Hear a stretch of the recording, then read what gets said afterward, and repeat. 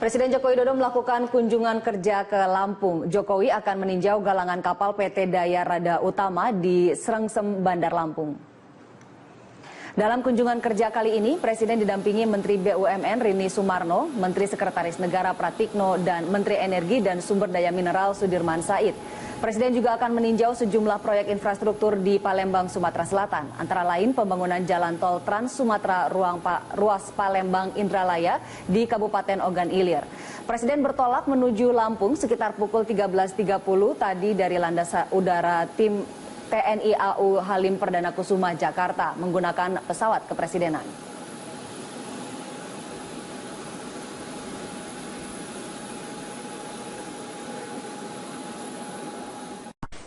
5 pimpinan DPR RI berkunjung ke Istana untuk menghadiri rapat konsultasi dengan Presiden Joko Widodo. Sejumlah hal mulai masalah anggaran hingga evaluasi kinerja menteri menjadi agenda dalam pertemuan ini. Pertemuan antara pimpinan DPR dan Presiden berlangsung tertutup selama sekitar 2 jam. Dalam pertemuan, Ketua DPR Setia Novanto didampingi 4 Wakil Ketua DPR, Fadli Zon, Fahri Hamzah, Taufik Kurniawan, serta Agus Hermanto. Usai pertemuan, kelima pimpinan DPR mengatakan ada beberapa hal yang dibahas dengan Presiden di Istana Negara. Di antaranya menyangkut APBN 2016 yang telah disahkan pada rapat paripurna DPR Jumat 30 Oktober lalu. Salah satu poin anggaran yang dibahas adalah soal penyertaan modal negara kepada BUMN senilai 32 triliun rupiah yang masih menyisakan perdebatan. DPR dan pemerintah sepakat PMN akan kembali dibahas pada APBNP 2016. Sementara itu, Ketua DPR Setia Novanto membantah pertemuan terkait dengan isu reshuffle jilid 2. Novanto mengatakan reshuffle merupakan kewenangan Presiden dan DPR sebagai lembaga pengawas hanya sebatas memberikan informasi dan pertimbangan untuk Presiden. Kalau reshuffle ini kewenangan Presiden, itu kan kewenangan daripada Presiden. Udahlah kita percayakan pada Presiden. Kita kan DPR hanya menjalankan tugas di dalam hal pengawasan. Tentu kita memberikanlah informasi-informasi yang tentu menjadi pertimbangan-pertimbangan itu. Sementara itu, Wakil Presiden Yusuf Kala membantah isu perombakan kabinet yang akan dilakukan dalam waktu dekat. Menurut JK, evaluasi kerap dilakukan, namun belum pada tahap pembicaraan perombakan kabinet. JK mengaku tidak mengetahui topik pembicaraan petinggi koalisi Indonesia Hebat yang bertemu di kediaman Ketua Umum PDI Perjuangan Megawati Soekarno Putri pada Rabu malam. JK mengaku tidak turut hadir dalam pertemuan tersebut. Ia menegaskan bahwa evaluasi terus dilakukan terhadap kinerja dan capaian menteri dalam kabinet kerja.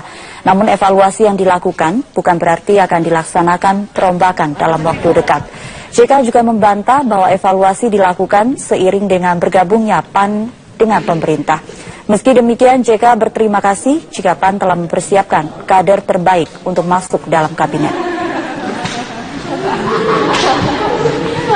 Kalau evaluasi kan setiap saat saja, tentu mau reshuffle atau tidak selalu kan kita mengevaluasi, memberikan nasihat, memberikan cara, itu kan tidak ada khusus evaluasi mau reshuffle tidak. Kalau dikaitkan dengan masa depan pemerintah, akhirnya tidak ada hubungannya juga, tidak karena itu. Ya. Pokoknya belum dibicarakan lah, ya tentu hari ini belum dibicarakan. Iya, tentu kita berterima kasih penyampainya, tapi belum kita bicarakan. Kita beralih ke informasi penembakan oknum TNI terhadap warga sipil. Istri korban penembakan oleh anggota TNI berharap TNI bisa memenuhi janji yang disampaikan Panglima TNI di media terkait dengan santunan pendidikan bagi anaknya dan pencarian lapangan kerja bagi dirinya. inventaris mobil rawat. Istri korban penembakan oleh oknum TNI Siti Masyitoh mengatakan sejak pemakaman suaminya Marsim alias Japra, baru Komandan Satuan Serda Yoyo yaitu Yon Intel Kostrat Cilodong yang datang untuk memberikan sembako dan uang tunai 1 juta rupiah. Ia mengaku hingga saat ini belum ada lagi pihak TNI yang menemuinya terkait janji yang disampaikan Panglima TNI di media, yaitu santunan pendidikan bagi anaknya dan pencarian lapangan kerja bagi dirinya. Sudah bantu biaya penguburan, terus biaya tahlilan selama 7 hari, itu dia sih pernah ngomong, katanya dia mau biayain anak saya yang kecil sekolah. 2 malam ini dia datang, cuma nggak ngomong secara langsung sama saya, nggak. Sementara itu, Serda Yoyo Hadi telah dipindahkan dari kantor Subdenpom ke markas Denpom Kota Bogor. Hal ini bertujuan untuk kepentingan penyidikan yang lebih kredibel. Serda Yoyo sempat ditahan di Subdenpom Bogor di Cibinong sebelum akhirnya dipindahkan pada Rabu malam.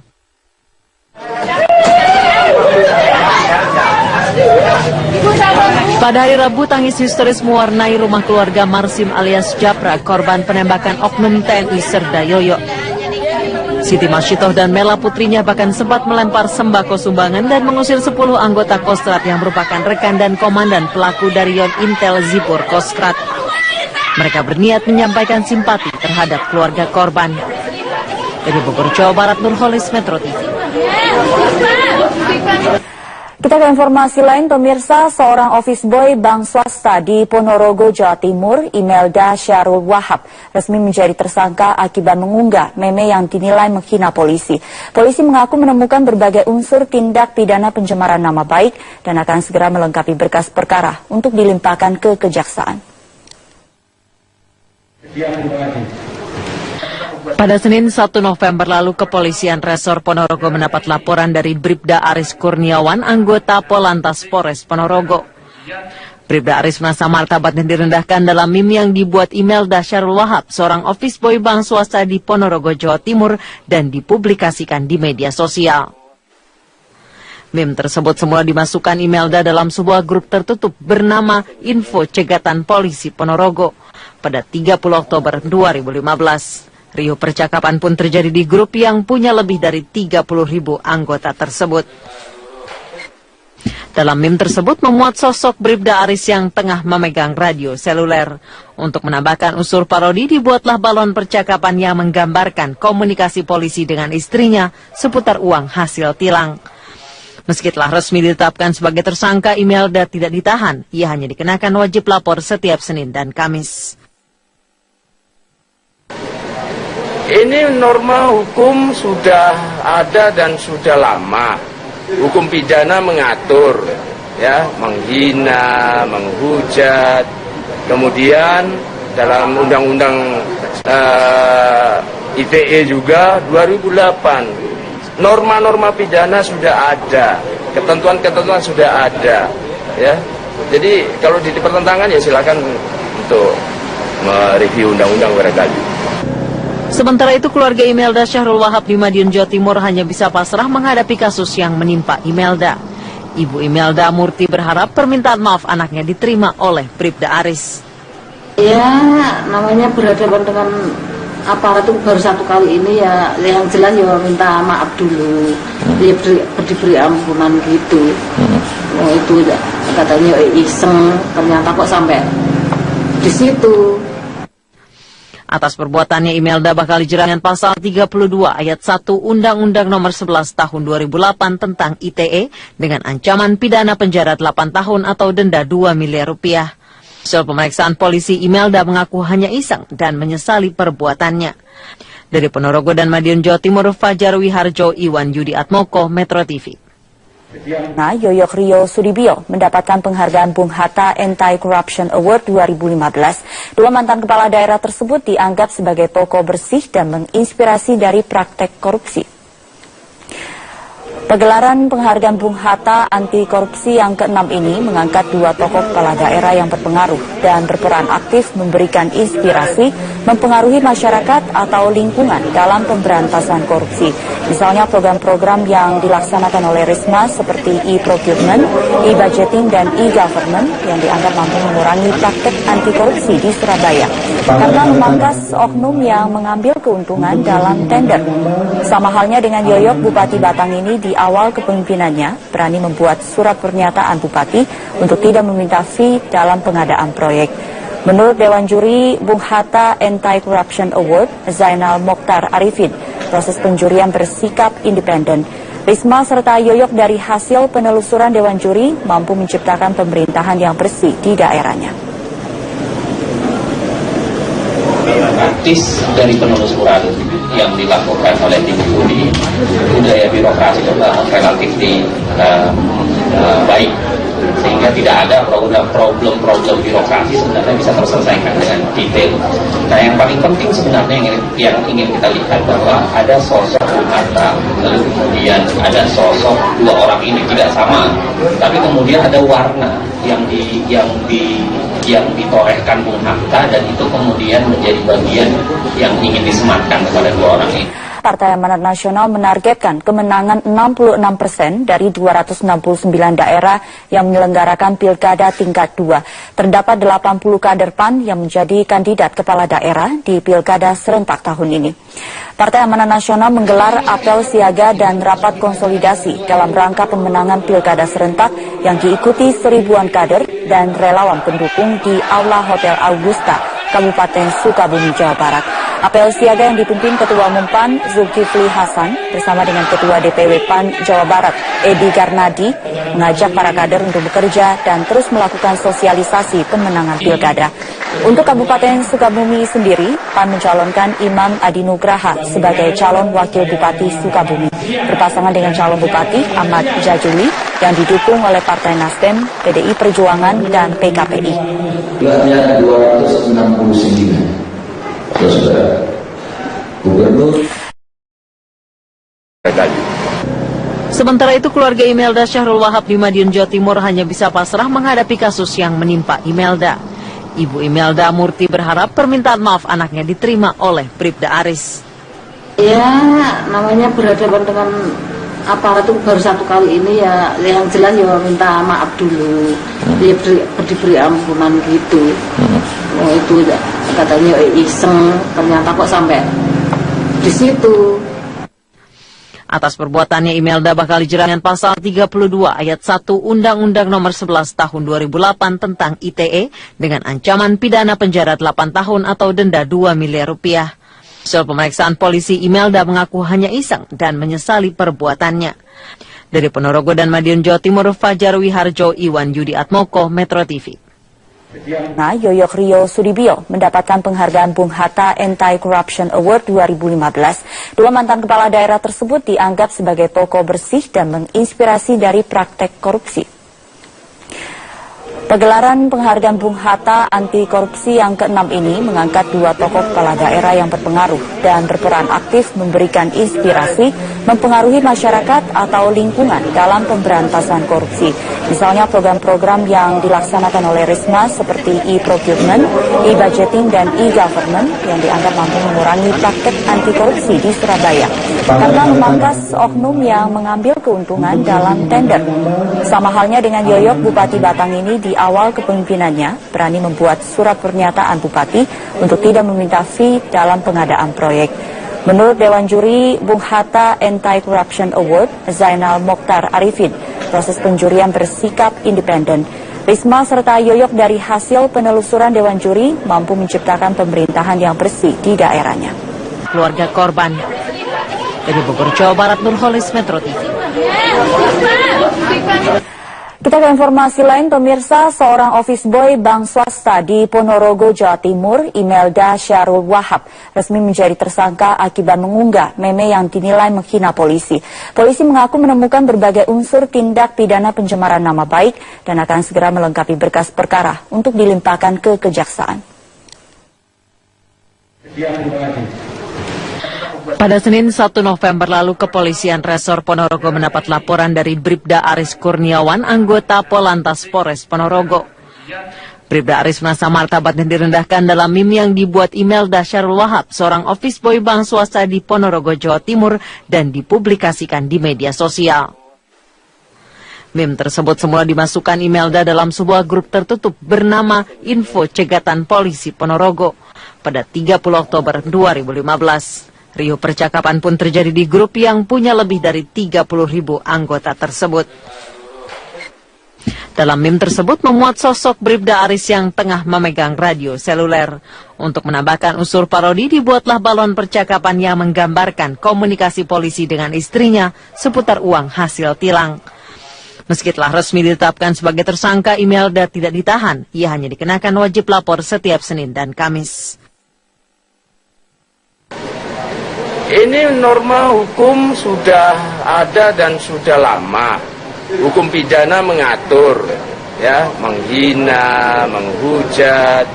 Kemudian dalam Undang-Undang ITE juga 2008 norma-norma pidana sudah ada, ketentuan-ketentuan sudah ada, ya. Jadi kalau dipertentangkan ya silakan untuk mereview undang-undang. Presiden Joko Widodo melakukan kunjungan kerja ke Lampung. Jokowi akan meninjau galangan kapal PT Daya Rada Utama di Srengsem, Bandar Lampung. Dalam kunjungan kerja kali ini, Presiden didampingi Menteri BUMN Rini Sumarno, Menteri Sekretaris Negara Pratikno, dan Menteri Energi dan Sumber Daya Mineral Sudirman Said.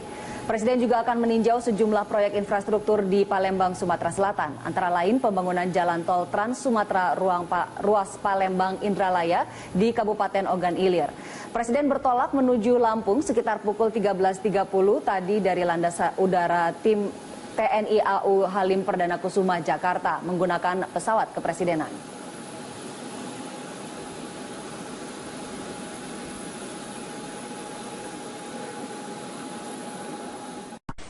5 pimpinan DPR RI berkunjung ke Istana untuk menghadiri rapat konsultasi dengan Presiden Joko Widodo. Sejumlah hal mulai masalah anggaran hingga evaluasi kinerja menteri menjadi agenda dalam pertemuan ini. Pertemuan antara pimpinan DPR dan Presiden berlangsung tertutup selama sekitar 2 jam. Dalam pertemuan, Ketua DPR Setia Novanto didampingi 4 Wakil Ketua DPR, Fadlizon, Fahri Hamzah, Taufik Kurniawan, serta Agus Hermanto. Usai pertemuan, kelima pimpinan DPR mengatakan ada beberapa hal yang dibahas dengan Presiden di Istana Negara. Di antaranya menyangkut APBN 2016 yang telah disahkan pada rapat paripurna DPR Jumat 30 Oktober lalu. Salah satu poin anggaran yang dibahas adalah soal penyertaan modal negara kepada BUMN senilai 32 triliun rupiah yang masih menyisakan perdebatan. DPR dan pemerintah sepakat PMN akan kembali dibahas pada APBNP 2016. Sementara itu, Ketua DPR Setia Novanto membantah pertemuan terkait dengan isu reshuffle jilid 2. Novanto mengatakan reshuffle merupakan kewenangan Presiden dan DPR sebagai lembaga pengawas hanya sebatas memberikan informasi dan pertimbangan untuk Presiden. Kalau reshuffle ini kewenangan Presiden, itu kan kewenangan daripada Presiden. Udahlah kita percayakan pada Presiden. Kita kan DPR hanya menjalankan tugas di dalam hal pengawasan. Tentu kita memberikanlah informasi-informasi yang tentu menjadi pertimbangan-pertimbangan itu. Sementara itu, Wakil Presiden Yusuf Kala membantah isu perombakan kabinet yang akan dilakukan dalam waktu dekat. Menurut JK, evaluasi kerap dilakukan, namun belum pada tahap pembicaraan perombakan kabinet. JK mengaku tidak mengetahui topik pembicaraan petinggi Koalisi Indonesia Hebat yang bertemu di kediaman Ketua Umum PDI Perjuangan Megawati Soekarno Putri pada Rabu malam. JK mengaku tidak turut hadir dalam pertemuan tersebut. Ia menegaskan bahwa evaluasi terus dilakukan terhadap kinerja dan capaian menteri dalam kabinet kerja.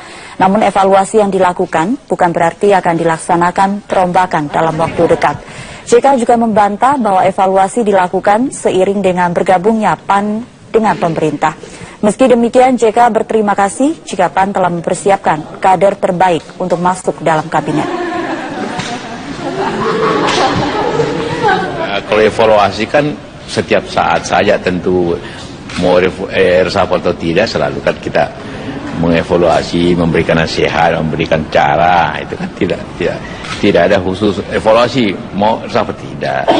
Kalau dikaitkan dengan masa depan pemerintah, akhirnya tidak ada hubungannya juga, tidak karena itu. Ya. Pokoknya belum dibicarakan lah, ya tentu hari ini belum dibicarakan.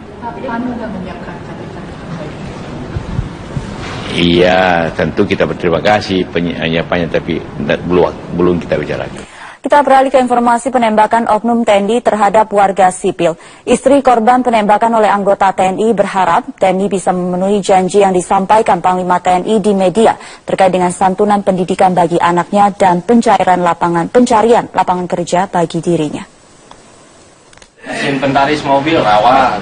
Istri korban penembakan oleh oknum TNI Siti Masyitoh mengatakan sejak pemakaman suaminya Marsim alias Japra, baru Komandan Satuan Serda Yoyo yaitu Yon Intel Kostrat Cilodong yang datang untuk memberikan sembako dan uang tunai 1 juta rupiah.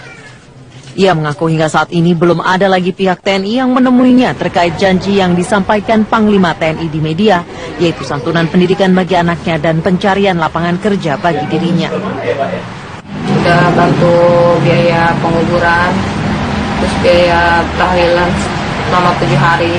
Dulu dia sih pernah ngomong, katanya dia mau biayain anak saya yang kecil sekolah. 2 malam ini dia datang. Cuma enggak ngomong secara langsung sama saya, enggak. Sementara itu, Serda Yoyo Hadi telah dipindahkan dari kantor Subdenpom ke markas Denpom Kota Bogor. Hal ini bertujuan untuk kepentingan penyidikan yang lebih kredibel. Serda Yoyo sempat ditahan di Subdenpom Bogor di Cibinong sebelum akhirnya dipindahkan pada Rabu malam.